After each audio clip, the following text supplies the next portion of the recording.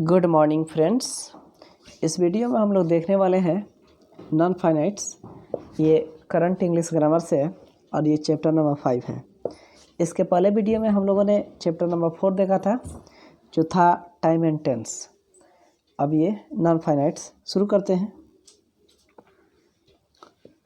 रूप यानी फॉर्म के विचार से वर्ब के दो भेद होते हैं,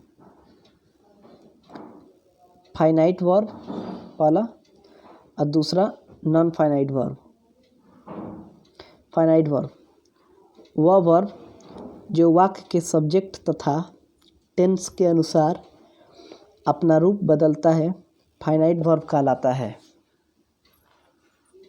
जैसे आई वांट टू गो, यहाँ पे वांट वर्ब है। He wants to go, he wanted to go, he is a doctor, you are a doctor, they were doctors। Finite verb क्या है? वह वर्ब जो वाक्य के सब्जेक्ट तथा टेंस के अनुसार अपना रूप बदलता है। तो ये अलग अलग है ना, वांट का वांट्स हो गया है, वांटेड हो गया है, इज है, आर है, वर है, अलग अलग अपना अपना रूप बदल रहा है ना, ये फाइनाइट वर्ब है।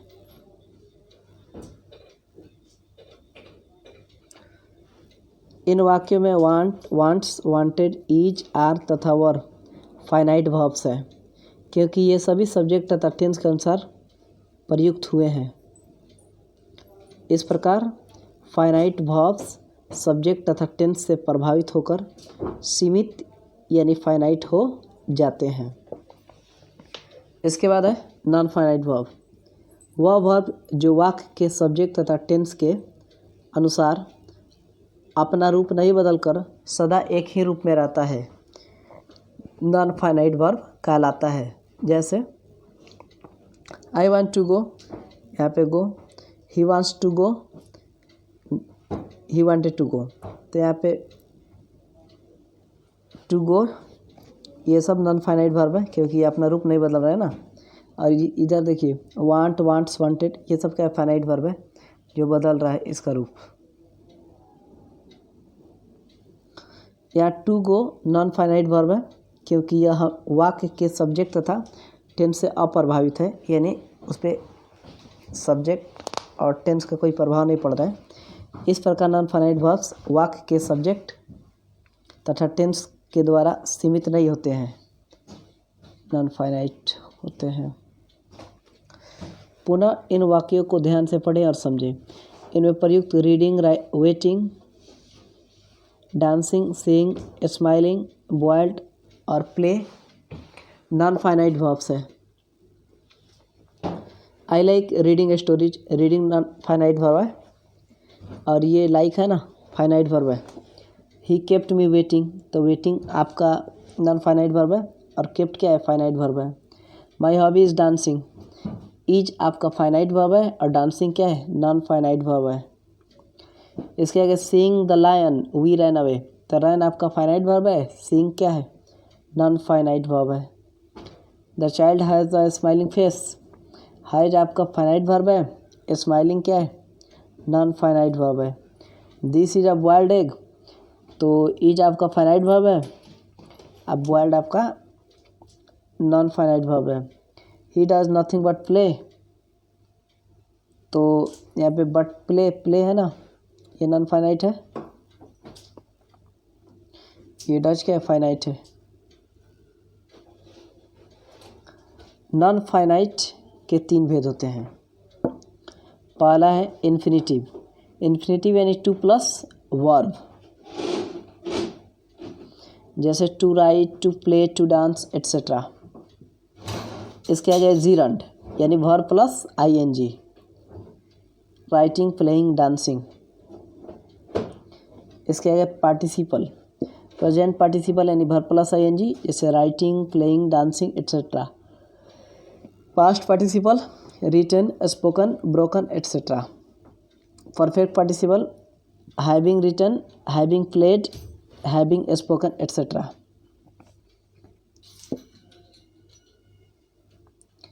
इसके आगे देखते हैं द इन्फिनिटिव। इन्फिनिटिव क्रिया का मूल रूप है। इसके शुरू में पार्टिसिपल टू लगा रहता है, जैसे to go, to eat, to laugh etcetera. इसे इन्फिनेटिव इसलिए कहते हैं क्योंकि वर्ब के इस रूप पर सब्जेक्ट के नंबर और पर्सन का कोई प्रभाव नहीं पड़ता है, क्योंकि ये नॉन फाइनाइट के भाग है ना। काइंड्स, प्रकार and usage of the infinitives, और इन्फिनेटिव्स के प्रयोग। वाक्य में प्रयोग के आधार पर इन्फिनेटिव्स को दो भागों में बांटा गया है, सिंपल इन्फिनेटिव्स और नाउन इन्फिनेटिव्स। पहला है, दूसरा है क्वालिफाइंग इन्फिनेटिव्स या जिरंडायल इन्फिनेटिव्स। सिंपल इन्फिनेटिव देखें यानी नॉन इन्फिनेटिव। जब इन्फिनेटिव का प्रयोग नाउन की तरह किया जाता है तब वह सिंपल इन्फिनेटिव कहलाता है। इस परिस्थिति में नाउन की तरह इसका प्रयोग इस प्रकार होता है। किसी वर्ब के सब्जेक्ट के रूप में होता है। To walk is an exercise, टहलना एक अच्छा व्यायाम है। टू एरर इज ह्यूमन, भूल करना मानवीय है। इसके आगे किसी ट्रांजिटिव वर्ब के ऑब्जेक्ट के रूप में भी होता है। चिल्ड्रेन लाइक टू प्ले, बच्चे खेलना पसंद करते हैं, टू प्ले हो गया। I want to go now, तो मैं अब जाना चाहता हूँ, तो टू गो हो गया। किसी वर्ब के कॉम्प्लीमेंट के रूप में होता है। It is yet to decide, अभी भी फैसला लेना बाकी है, टू डिसाइड हो गया। My desire is to see her again, मेरी इच्छा होती है उसे दोबारा देखने की, टू सी हो गया। किसी प्रीपोजिशन के ऑब्जेक्ट के रूप में, जैसे he is about to die, वो मरने ही वाला है, टू डाई हो गया। इसके बाद है दूसरा क्वालिफाइंग इन्फिनेटिव। जब इन्फिनेटिव का प्रयोग किसी नाउन, एडजेक्टिव, वर्ब या सेंटेंस को क्वालिफाई करने के लिए किया जाता है तब यह क्वालिफाइंग इन्फिनेटिव कहलाता है। इस परिस्थिति में इसका प्रयोग होता है एक एडवर्ब की तरह किसी वर्ब को क्वालिफाई करने में, जैसे वी ईट टू लीव, हम लोग खाते हैं जीने के लिए, टू ईट टू लीव हो गया। I want to help my friend, मैं अपनी दोस्त की मदद करना चाहता हूँ, टू हेल्प हो गया यहाँ पे क्वालिफाइंग इन्फिनेटिव।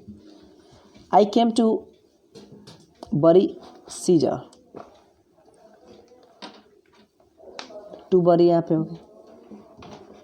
अस्पष्टता, यह इन्फिनेटिव से कार्य करने के उद्देश्य, पर्पस का बोध होता है। एक एडवर्ब की तरह किसी एडजेक्टिव को क्वालिफाई करने में, जैसे he is slow to do his work, यहाँ पे टू डू हो गया। They are anxious to learn, it is easy to solve, this medicine is pleasant to take, तो यहाँ पे टू टेक हो गया।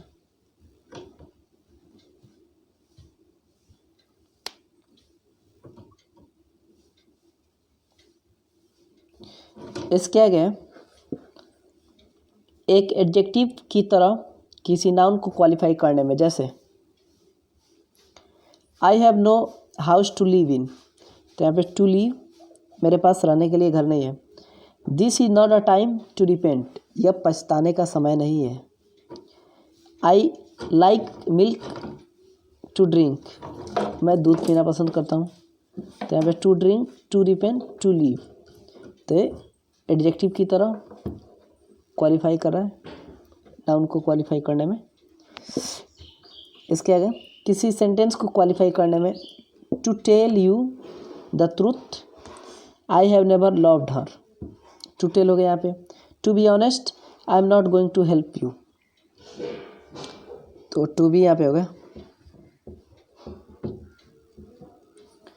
इसके आगे बेयर इन्फिनेटिव्स। प्राय ऐसा समझा जाता है कि बिना टू के इन्फिनेटिव का निर्माण नहीं हो सकता है, परंतु बात एकदम ऐसी नहीं है। कुछ वर्ब्स ऐसे हैं जिनके बाद इन्फिनेटिव विदाउट टू का प्रयोग होता है। ऐसे इन्फिनेटिव्स विदाउट टू को बेयर इन्फिनेटिव्स कहते हैं। इन वाक्यों को ध्यान से देखें। ही मेड मी लाफ, तो लाफ वेयर इन्फिनेटिव है, उसने मुझे हंसाया। He did not let me go, उसने मुझे जाने नहीं दिया, तो गो आपका वेयर इन्फिनेटिव है। आई हर्ड हिम क्राई, मैंने उसे चिल्लाते हुए सुना, तो क्राई आपका वेयर इन्फिनेटिव है। ही बेड मी गो, उसने मुझे जाने से मना किया, तो गो वेयर इन्फिनेटिव है। इसके आगे यू नीड नॉट आस्क, आपको पूछने की जरूरत नहीं है, आस्क आपका वेयर इन्फिनेटिव हुआ।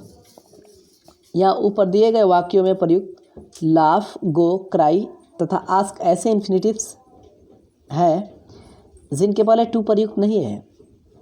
अस्पष्ट इन्हें यहाँ प्रयोग के हिसाब से वेयर इन्फिनेटिव्स कहेंगे।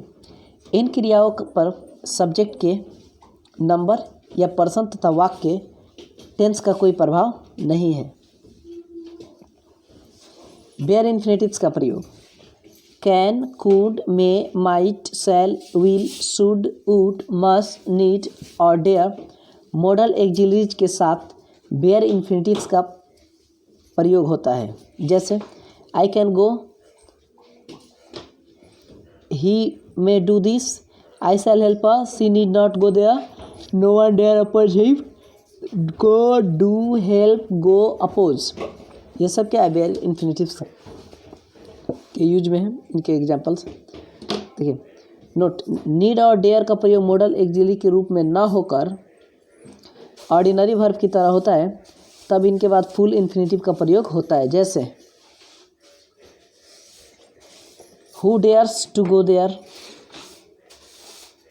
ठीक है।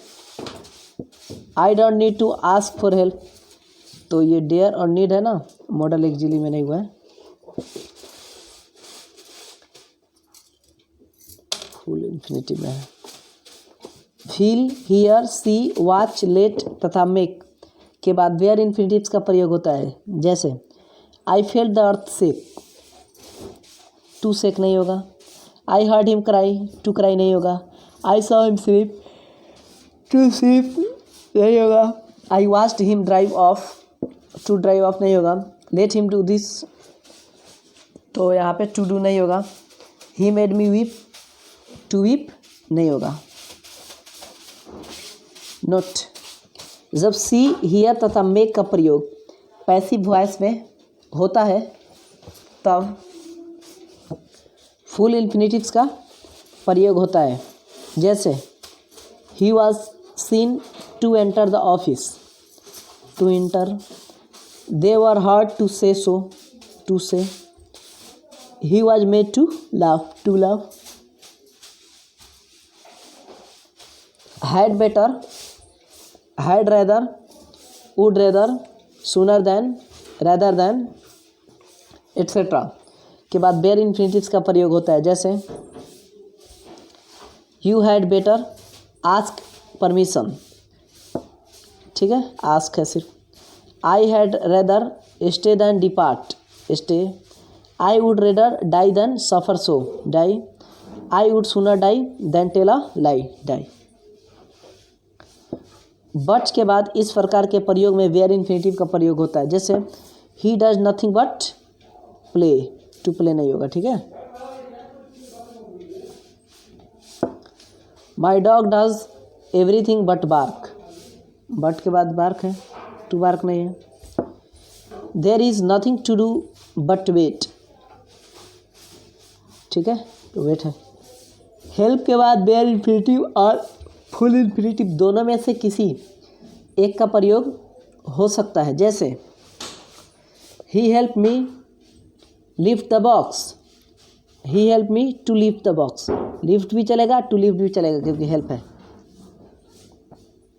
इसके आगे जीरंड, जब वर्ब प्लस आईएनजी का प्रयोग नाउन की तरह होता है, तब वह जीरंड कहलाता है। इन वाक्यों में मोटे अक्षरों में छपे शब्द जीरंड है। Walking is an exercise, walking gerund है। I like reading stories, reading gerund है। He is fond of playing cards, playing gerund है। नोट, जीरंड एक प्रकार का नाउन है, परंतु अनेक परिस्थितियों में इसमें नाउन और वर्ब दोनों के लक्षण होते हैं, रहते हैं। इसे समझने के लिए इन वाक्यों पर विचार करें। आई लाइक रीडिंग स्टोरीज। यहाँ रीडिंग एक जीरंड है, चूँकि यह ट्रांजिटिव वर्ब लाइक का ऑब्जेक्ट है, अतः इसे नाउन कहेंगे। पुनः स्टोरीज इसका ऑब्जेक्ट है, अतः इसे वर्ब कहेंगे। ही बिगेन वॉकिंग स्लोली। यहाँ वॉकिंग एक जीरंड है, नाउन के रूप में यह वर्ब बिगेन का ऑब्जेक्ट है तथा वर्ब के रूप में एडवर्ब स्लोली जो है इसको मॉडिफाई कर रहा है। Usage of the gerund, gerund का प्रयोग। नाउन की तरह जीरंड का प्रयोग निम्नलिखित रूप में होता है। किसी वर्ब के सब्जेक्ट के रूप में, walking is an exercise, walking. Singing is my hobby, singing. Quarrelling kills peace, quarrelling. Living on alms is not better than death, living. किसी वर्ब के ऑब्जेक्ट के रूप में, he enjoys flying kites, flying.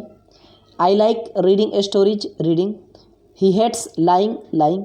Stop crying, crying.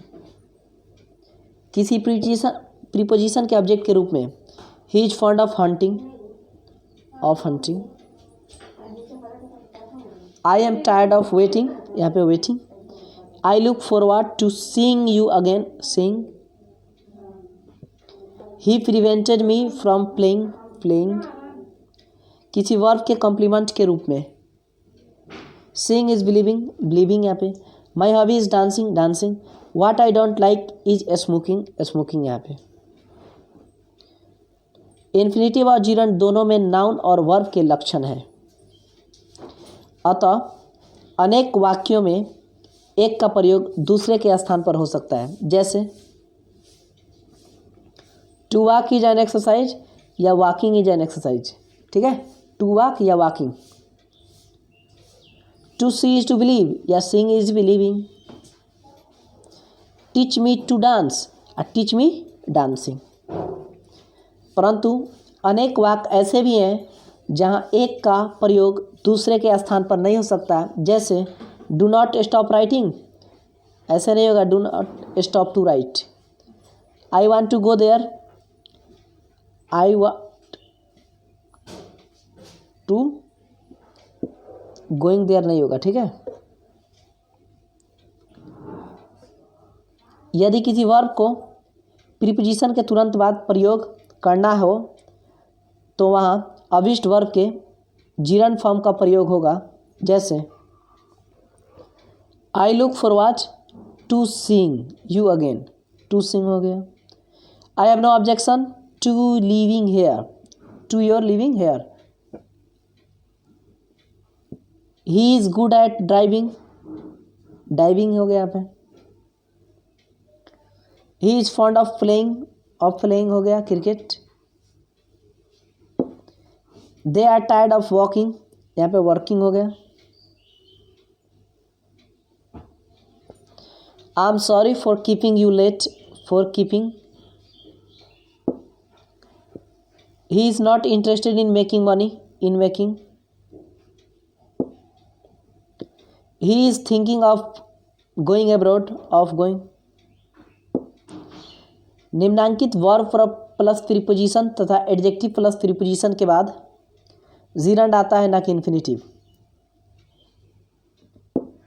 abstain from, am at, addicted to, bent on, confident of, desirous of, disqualified from, excel in, excuse for, hopeful of, insist on,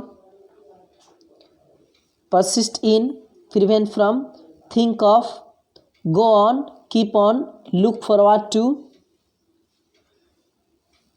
refrain from, succeed in, tired of, take to, etc. इसी प्रकार इन शब्दों के बाद gerund आता है, ना कि infinitive.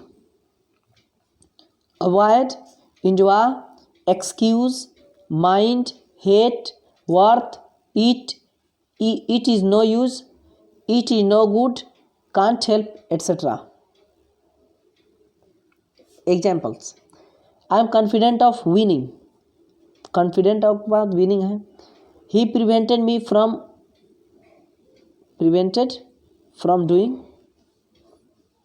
I am desirous of going, he is addicted to drinking, looking forward to seeing, avoid drinking, it is no use crying, mind waiting, couldn't help laughing।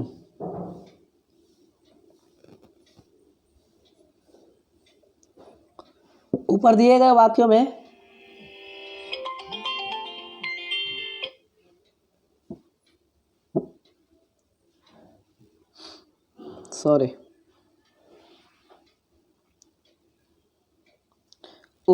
वाक्यों में जीरंड के बदले इन्फिनिटिव का प्रयोग नहीं हो सकता है। जीरंड के पहले आने वाले नाउन या प्रोनाउन को ऑब्जेक्टिव केस या पॉसेसिव केस में रखा जा सकता है, परंतु पॉसेसिव केस का प्रयोग करना ज़्यादा अच्छा रहेगा। ही इंसिस्टेड ऑन मी या फिर my reading it.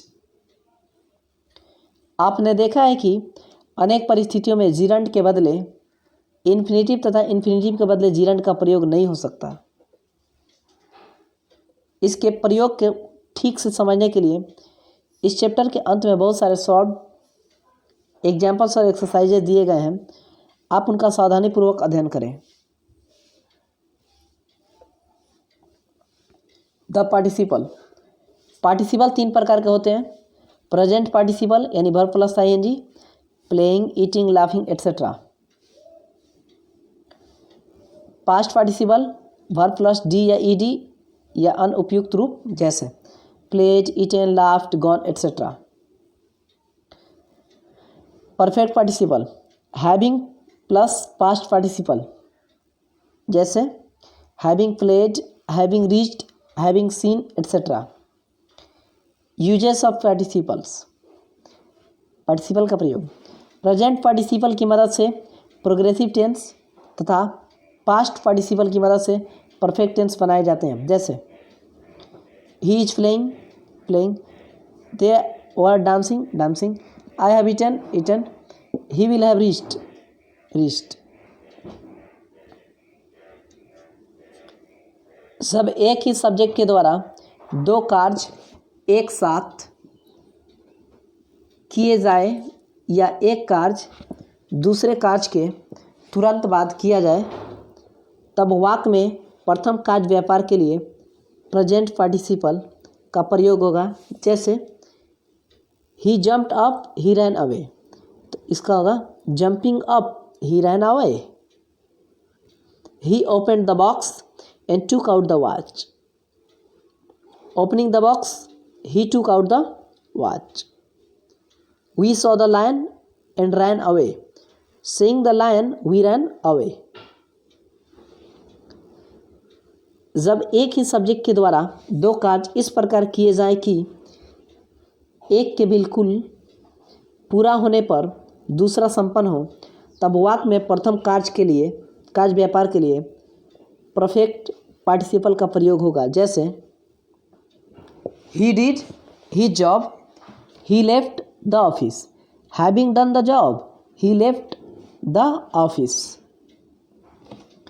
He worked hard, he felt tired, the having worked hard, he felt tired।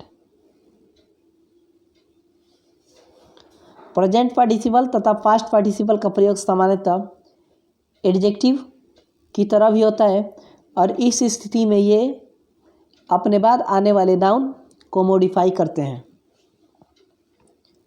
जैसे a rolling stone gathers no moss, तो rolling. The child has a smiling face, smiling। He is an amusing person, amusing। He played a losing game, losing। He is a drunken person, drunken। A burnt child dreads the fire, burnt। This is a boiled egg, यहाँ पे boiled।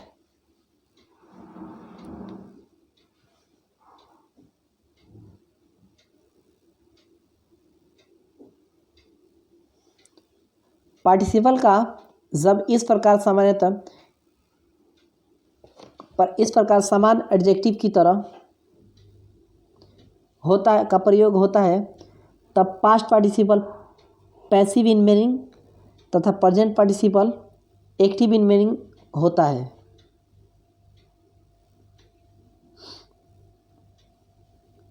A burned child, a child who is burned. A rolling stone, a stone which rolls. Noun या pronoun को qualify करने के लिए participles का प्रयोग प्रिडिक्टिवली तथा एब्सोल्युटली भी होता है। ऊपर रूल नंबर 3 में जो एडजेक्टिव की तरह इसका प्रयोग बताया गया है वह एट्रीब्यूटिवली है। प्रिडिक्टिवली का एग्जाम्पल देखते हैं। He seems worried, worried. He seems contented, यहाँ पे contented. You kept me waiting, यहाँ पे waiting. Absolutely with a noun और प्रोनाउन गोइंग बिफोर। अब एब्सोल्युटली का एग्जाम्पल देखते हैं। The sun having risen, the birds began to fly, the having risen. The weather being hot, I did not go out, the being hot. किसी participle का प्रयोग verb adjective के रूप में भी हो सकता है, अर्थात इसमें एक ही साथ वर्ब और एडजेक्टिव दोनों के लक्षण मौजूद रह सकते हैं। इस स्थिति में अगर इसका प्रयोग वाक्य के आरंभ में हुआ तब यह वाक्य के सब्जेक्ट को एक एडजेक्टिव के रूप में मॉडिफाई करेगा तथा एक वर्ब के रूप में अपने तुरंत बाद एक ऑब्जेक्ट लगेगा। अगर इसका प्रयोग मेन क्लॉज के बाद हुआ तब यह ठीक अपने पहले आने वाले नाउन को एक एडजेक्टिव के रूप में मॉडिफाई करेगा तथा अपने बाद वर्ब के रूप में एक ऑब्जेक्ट लगेगा। इस तथ्य को इन उदाहरण से समझें। The boy who heard the noise woke up. Hearing the noise, the boy woke up. यह दोनों वाक्यों को ध्यान से देखने पर यह स्पष्ट होता है कि पार्टिसिपल हियरिंग एक एडजेक्टिव के रूप में वाक्य के सब्जेक्ट द बॉय को मॉडिफाई कर रहा है तथा एक वर्ब के रूप में अपने बाद the noise as an object ले रहा है। अतः यहाँ पार्टिसिपल का फंक्शन एक वर्ब एडजेक्टिव के रूप में है। We saw a labourer who was carrying a basket on his head. We saw a labourer carrying a basket on his head. यहाँ भी पार्टिसिपल कैरिंग अपने ठीक पहले आने वाले सब लेबरर को मॉडिफाई कर रहा है तथा अपने बाद एक ऑब्जेक्ट बास्केट ले रहा है।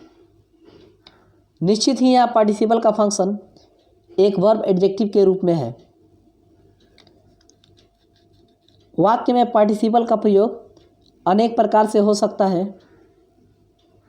परंतु टेंस या वॉइस फॉर्मेशन को छोड़कर अन्य सभी स्थितियों में यह वाक्य में प्रयुक्त किसी न किसी नाउन या प्रोनाउन को अवश्य मॉडिफाई करेगा। इन वाक्यों में प्रयुक्त प्रीपोजिशन पार्टिसिपल्स को देखें जिन्हें मोटे अक्षरों में अंकित किया गया है। आई saw him reading novels, him को मॉडिफाई कर रहे हैं। वी सॉ हिम स्विमिंग, तो यहाँ भी हिम को। He kept me waiting, waiting या मी को। Alarm by the noise, he rang up the police, तो ही को कर रहा है। These are the windows charmed with magic, तो यहाँ पे विंडोज को। Having learned she was ill, I rush to the hospital, तो आई को मॉडिफाई कर रहा है। The sun having risen, the birds began to fly. The sun को यहाँ पे कर रहे हैं। नोट, जीरंड और प्रेजेंट पार्टिसिपल दोनों एक ही रूप है। Verb plus ING. इसलिए कभी कभी विद्यार्थी भ्रम में पड़ जाते हैं कि वाक्य में प्रयुक्त वर्ब प्लस आईएनजी का प्रयोग जीरंड के रूप में हुआ है या प्रेजेंट पार्टिसिपल के रूप में। ऐसी स्थिति में आप इनके प्रयोग को देखें। अगर वर्ब प्लस आईएनजी का प्रयोग एक नाउन के रूप में हुआ है तब इसे जीरंड कहेंगे। अगर वर्ब प्लस आईएनजी का प्रयोग कंटिन्यूअस टेंस के बनाने में या एक एडजेक्टिव के रूप में हुआ है तब इसे पार्टिसिपल कहेंगे। जैसे माई हॉबी इज डांसिंग, यहाँ पे डांसिंग नाउन है और ये जीरंड है। आई एम डांसिंग, तो डांसिंग क्या है, यहाँ पे वर्ब है और ये क्या होगा, पार्टिसिपल होगा। He is my dancing partner, तो डांसिंग एडजेक्टिव है और ये क्या होगा, पार्टिसिपल होगा। इसके आगे wrong usage of participle, participle का गलत इस्तेमाल। चूँकि पार्टिसिपल एक वर्ब एडजेक्टिव है अतः वाक्य में उस नाउन या प्रोनाउन का स्पष्ट उल्लेख रहना चाहिए जिसको इसे मॉडिफाई करना है। जैसे walking through the park the sun was very hot. इस वाक्य को पढ़ने से ऐसा लगता है कि सन ही पार्क में टहल रहा था, क्योंकि यहाँ पार्टिसिपल वॉकिंग जिस नाउन या प्रोनाउन को रेफर करना चाहता है उसका लोप है, अतः यह वाक्य अशुद्ध हुआ। इसका सही रूप होगा walking through the park I found the sun very hot. इसी प्रकार इन वाक्यों को देखें जिनमें उचित नाउन या प्रोनाउन का अभाव है। Being a rainy day